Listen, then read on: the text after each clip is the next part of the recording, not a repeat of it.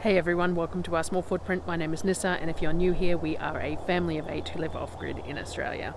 It is Monday today, and I have been trying to do my weekly chat, garden tour, catch-up videos every sort of Sunday, Monday.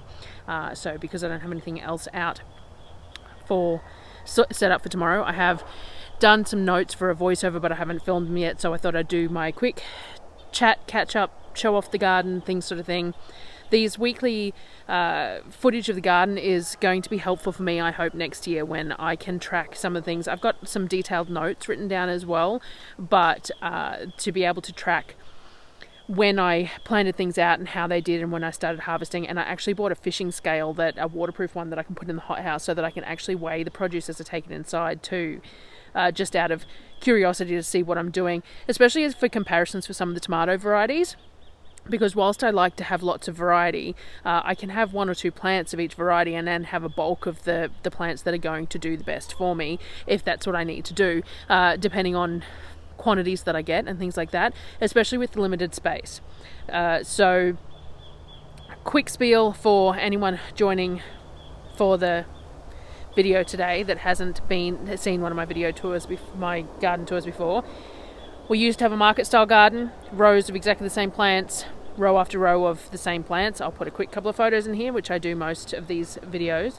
And then we've moved to raised beds and some wicking beds. So this is my first year doing raised beds and wicking beds, and it's still a little bit of a work in progress, a learning curve and things like that with interplanting and crop spacing and companion planting and things like that from when I used to do the market garden style, where there was some companion planting, like I always planted basil and marigolds with my tomato plants, but just in the base of those plants sort of thing. There wasn't much else. They were just narrow single beds of single vegetables. So now we've got raised beds, and it's all a little bit of a learning curve. We did get rain. So we had, I think it was 26 mils one day and 6 mils or something the day before. So we got some nice rain, which means everything's looking lovely and green. So I will show it all to you shortly. We've got some zucchinis coming on, and I haven't hand pollinated them. I have left them alone to see what sort of pollinators we have in the garden this year. I haven't seen too many bees. I have seen a fair few natives. We used to have a native beehive here in the garden that I purchased to set up in the garden for my fruit trees and vegetables and stuff like that, but we lost it the first winter. It obviously got too cold, and we didn't insulate the box because we didn't think it was too cold, but we lost it the first season, and I haven't replaced the bees because I don't know enough at the moment and I've got too much else going on. But there is a lot of native bees regardless that must come from homes in the general bush here. We get some leaf cutter bees that always harass my peach trees, but we also have some little tiny native bees that we were noticing all over the asparagus when it was flowering. There isn't any there at the moment. It's a bit late in the day and it's windy, a bit too cool for much bee of anything. We did notice that last season the rosemary and the lavender were covered in the native bees as well, so maybe we'll get them back this year. We'll see.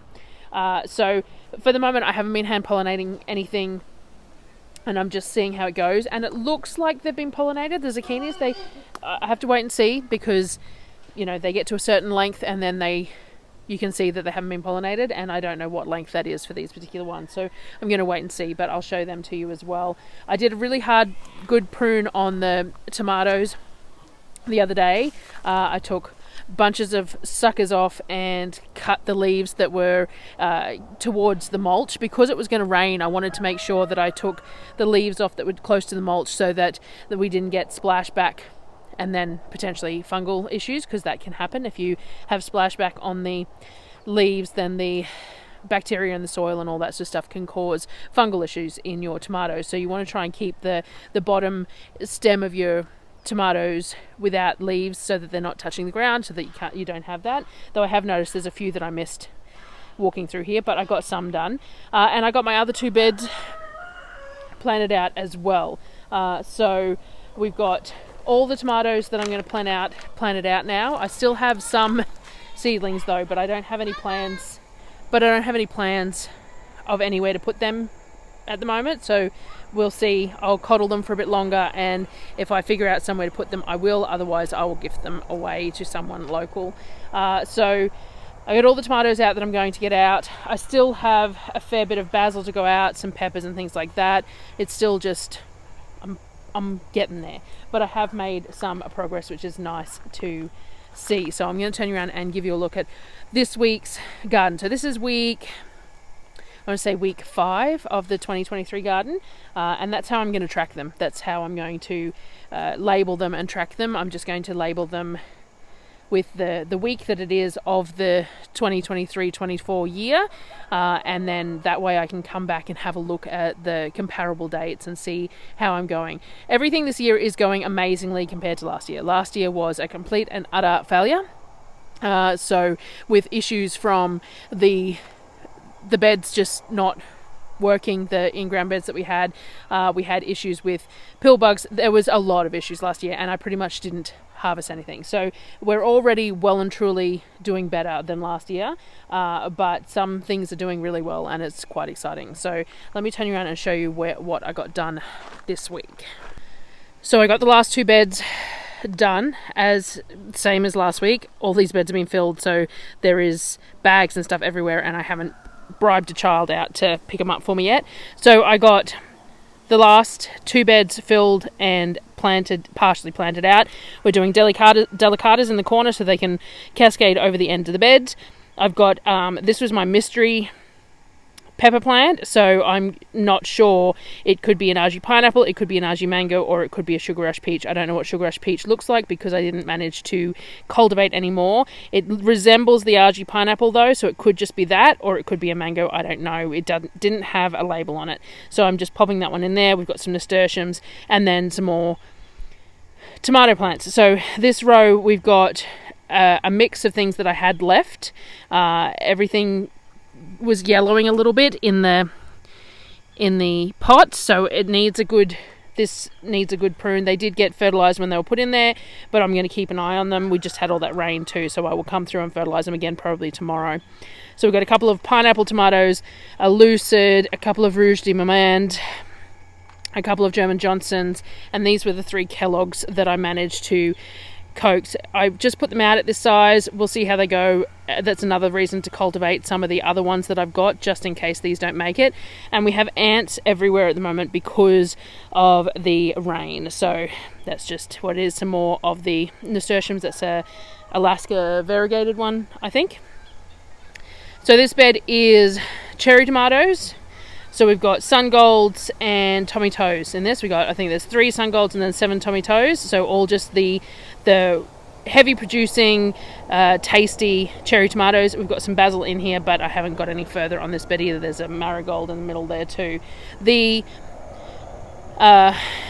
wicking tubs are doing well. I've started training them over the edges. There was a comment the other day about putting some half hose on the edge of the metal beds, and I might do it on here too. It's quite sharp, so it might be a good idea before there's much weight, because we've already got a watermelon there, but I don't know if it was pollinated or not. We will see, but it might be worth putting a little bit of hose here where this is going to rest too, because once it's got weight on it, it's going to pull against it. So I've got these here, and I've started trying to train them over the edge. I don't want this climbing the shade cloth, so I'm going to try and train it back that way, and some of them are more extensive than others. Like this one here's almost hit the ground, whereas this one hasn't, and this one's down the side as well. So the watermelons are all looking good, especially after that rain, and training them. The pumpkins have a little bit of yellowing on the oldest leaves, and everything new looks pretty good, so I'm not overly concerned, but I'm not sure. So we will just see how they go. And they have some small pumpkins there, but they don't appear to have been pollinated, and the flowers appear to have died off early, so I'm not sure. This is the first time growing this variety. This is honey nut pumpkin, so it's the first time I've grown it. But look, that one looks like it's been pollinated, so we will see. I'm going to, again, I think I've got a piece of fabric sitting here at the moment just to give it a little bit of softness on the edge of that, but I might put some hose or something on the edge of those buckets so that it supports it. and they worked well with the rain. They overflowed at the overflow points, which is what we want them to do, so that they don't end up being too wet on top. So that all worked well with the wicking tubs with the rain as well. They did all overflow at the overflow, which was nice. I planted out a couple of these beds here. So the top 2 beds have strawberry crowns in them. That's what I planted out there. There is 12 strawberry crowns per bed. And then these 2 beds I planted out the other day as well. So we've got in here some cornflowers, some black, some lilac, some blue, some chamomile, some nasturtiums, some echinacea and some bergamot, and then just a row of zinnias in the back. But the zinnias stayed in pots for far too long, so we will see how well they do. We can always replant some more later. This bed has some spinach, silver beet and some lettuce in it, and then I've got 2 excess Brandywine tomatoes that I had that I'm going to just rope up to the bar there and put them on a single string, and I'm not sure what I'm putting in the back there yet, but I'll find something. So I've got these 2 beds planted out as well, and then the strawberries are not... I'm not overly confident on them, to be honest, and I don't know. We will see what happens, because I kind of expected to see more growth, more green before now, but, you know, I don't know. I'm pretty sure I had these 2 beds planted out last week, because we were waiting on the last 2, but we got... Look at all this rubbish everywhere. I always notice it so much more when I'm filming. As I said, need to bribe a child. We had these 2 beds planted last... Yeah, I'm pretty sure we had the plan last week, though. I think that I've added the basil and marigold since then, but I still haven't got around to adding anything else. We put the couple of delicatas in the frame there, because I'm going to see how they go climbing up that frame, but I've still got 3 delicatas there as well left that I haven't found somewhere to put yet. And these were all Black Beauty, Lucid and Solar ones, and then they were cherry tomatoes, but I'm pretty positive they were in there when I did the video last week. The Kajari melons are finally starting to take off a bit. We've got all these flowers on them, so I need to start training them up the trellis, but we've got lots of flowers and growth on them with the rain, and I put a little bit of basil in the front here just as something for in the front of the pot. And then these ones are the ones that have been here all along, so I added a row of... These are the paprika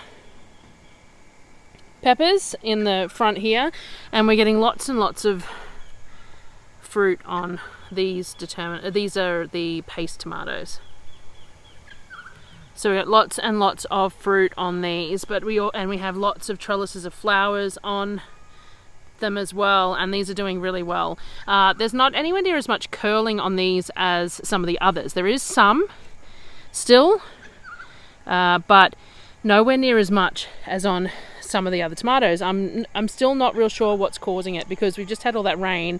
It wasn't particularly hot. There shouldn't really be anywhere near this excess of curling on the tomatoes at the moment. I did put a bit of diatomaceous earth and stuff on them in case it was a mite of some sort, but I haven't seen any signs of damage to leaves or anything else, just this excessive curling, so I'm just going to keep an eye on it for the moment.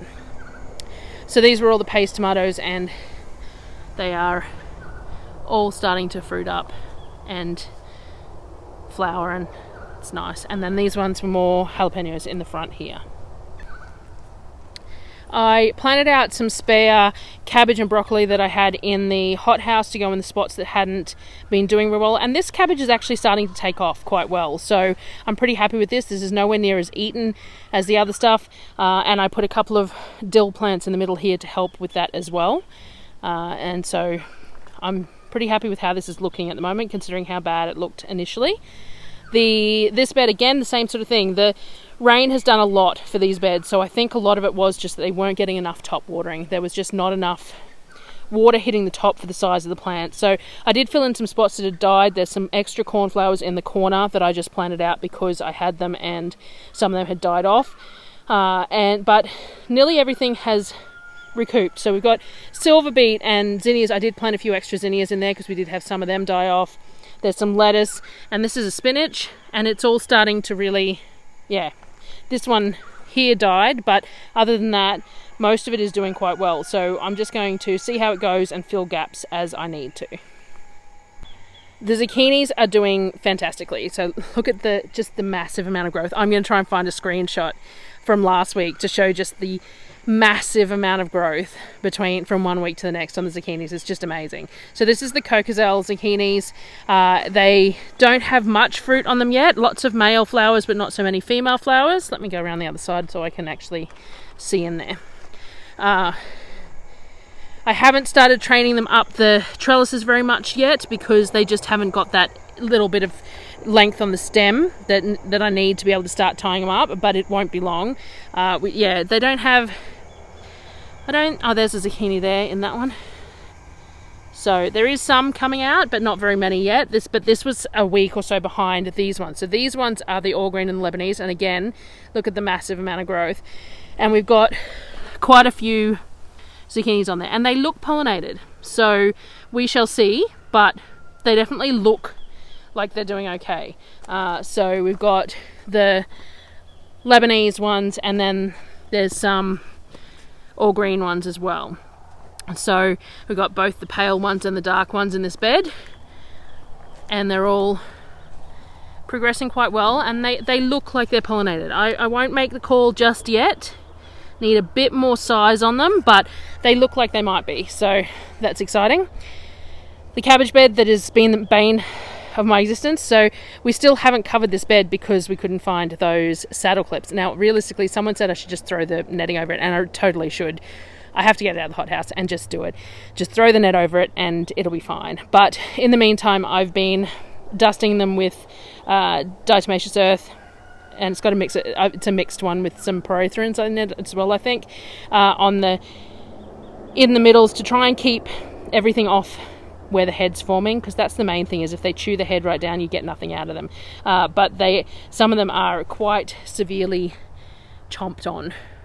But there's still a lot of growth in there, and the beetroot that rain has really taken the beetroot, up a lot.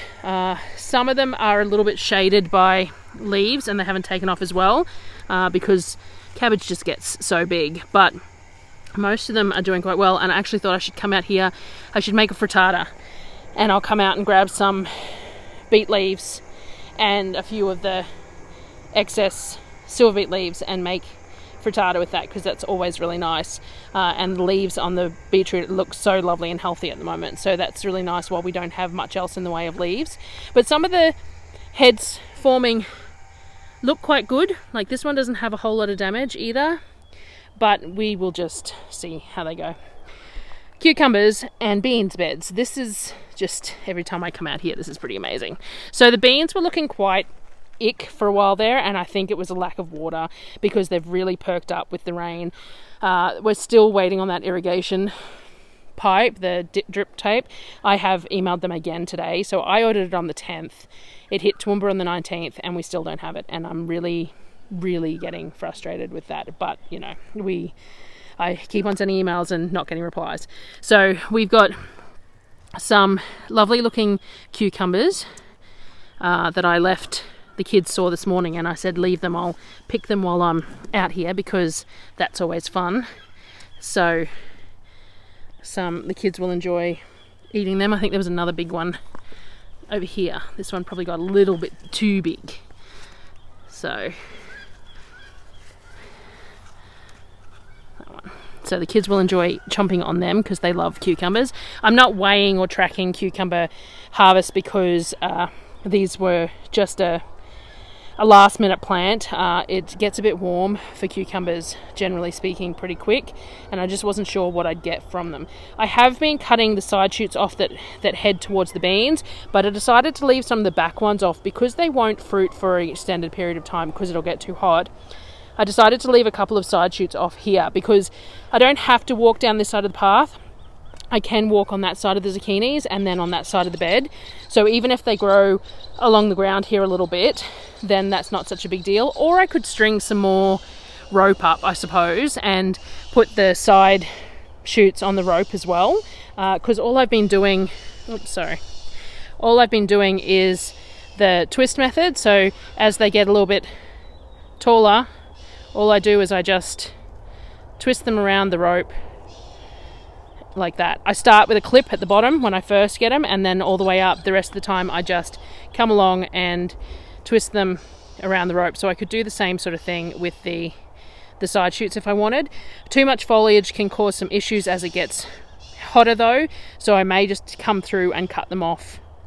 If they've got some fruit, cut them off after the fruit, and then we might get a bit of extra fruit out of it. But we are getting some good ones, and they are being pollinated, so obviously there's something in here that is pollinating them. So the rhubarb is recovering that I end up having to plant into pots, though this pot doesn't, I didn't realise, but this pot doesn't have drainage holes in the bottom, so I've had to come out here during the rain and tip it out because it was flooding. But it's doing okay until I figure out where I want to put it in as a permanent place. And yeah, some of these beans really aren't doing too well, they're just struggling, but that's fine. It's if we get, there ended up being more here than I really realized. And even the radishes, I thinned them out, but they're growing so well, the foliage is growing so well that it's a lot more in here than I realized. So this bed is probably overcrowded regardless.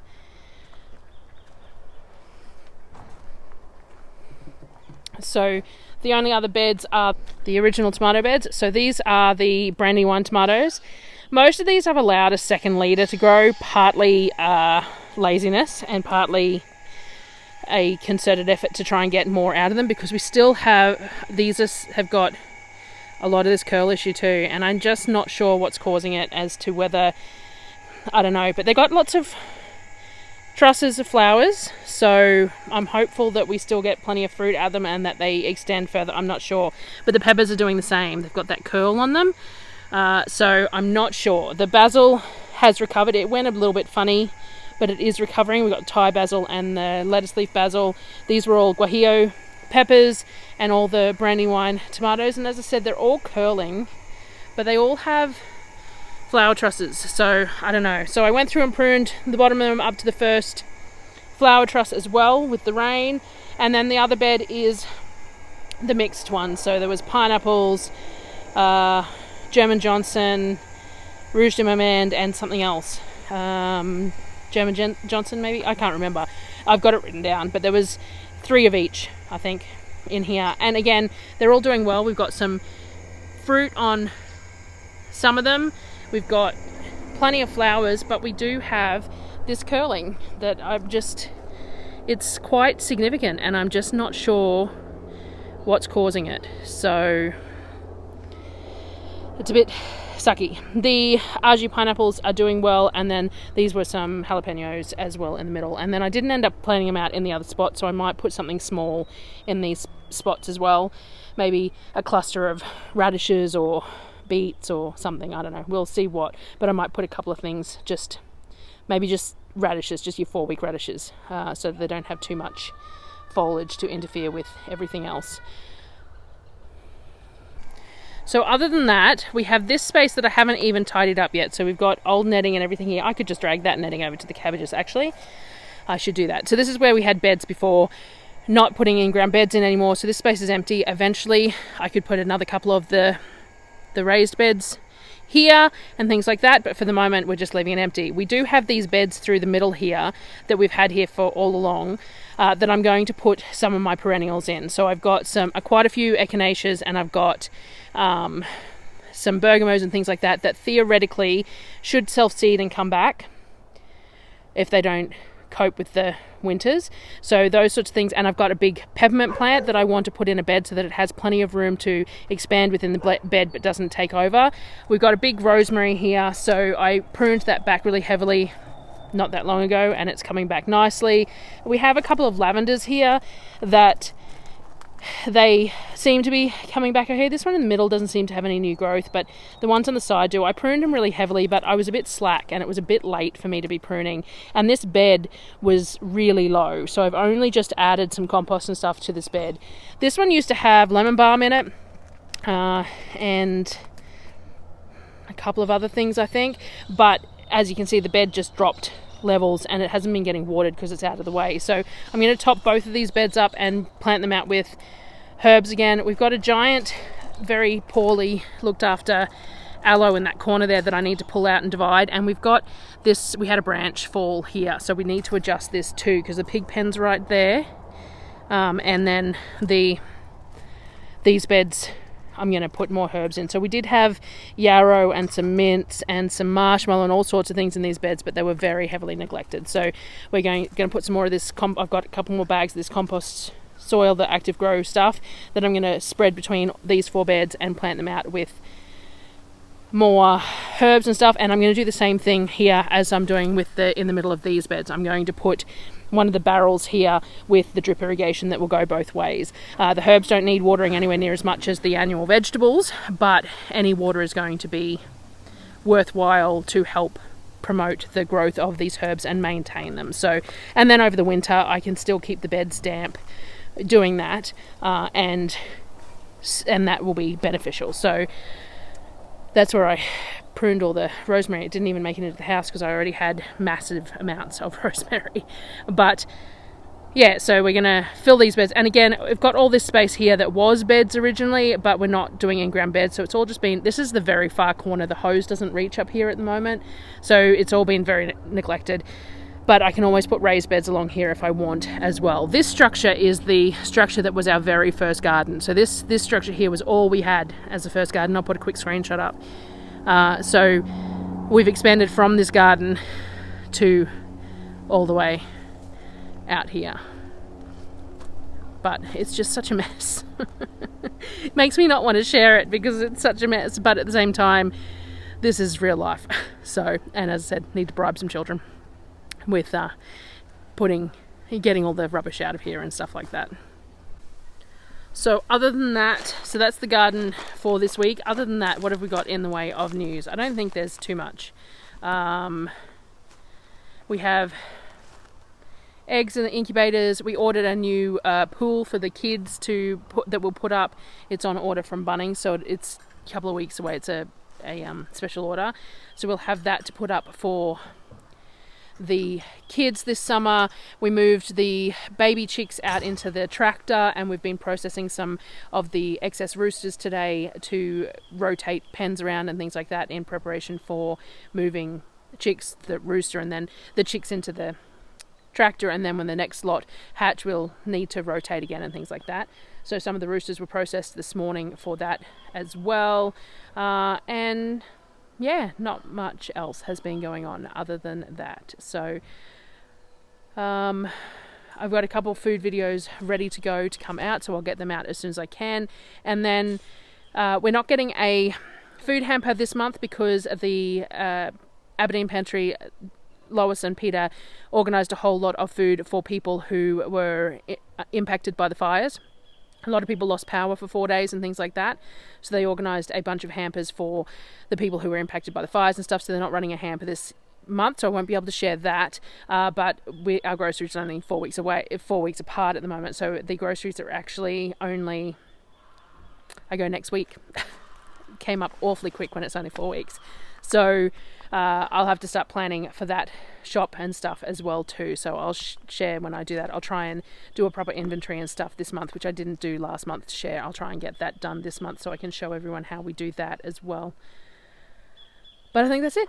So thanks for joining me again today, guys, and I will see you next time.